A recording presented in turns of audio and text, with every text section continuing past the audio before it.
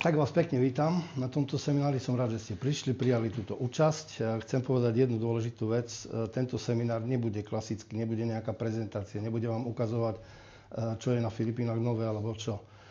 Prišli ste sem preto, všetci ste z HR agentúr, potrebujete informácie ohľadne zamestnávania Filipíncov alebo recipročne zamestnávania Slovákov na Filipínach. Niektoré projekty veľmi úspešne pokračujú, niektoré projekty sú také, že sú dlhé, lebo sú tam tendre, ktoré sa ťahajú už, dajme tomu, 10-11 rokov. To je to premostenie ostrovov filipínskych mostami, ale závesnými. Také niečo ako tu len. U nás to nikto nerobí. Na svete to robí asi len 10 firm, máme nejakých 110 miliónov obyvateľov.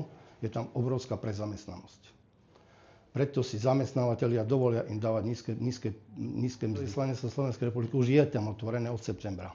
Už od septembra tam je, má svoju kanceláriu, funguje office, fungujú vízové veci. Len nie je ešte oficiálne o papieroch, nie o zmluvách, nie o týchto, ide o osobných kontaktoch a kto sa za vás zaručí. Takže dajme si trošku pauzu na kávu a popri tom môžeme diskutovať.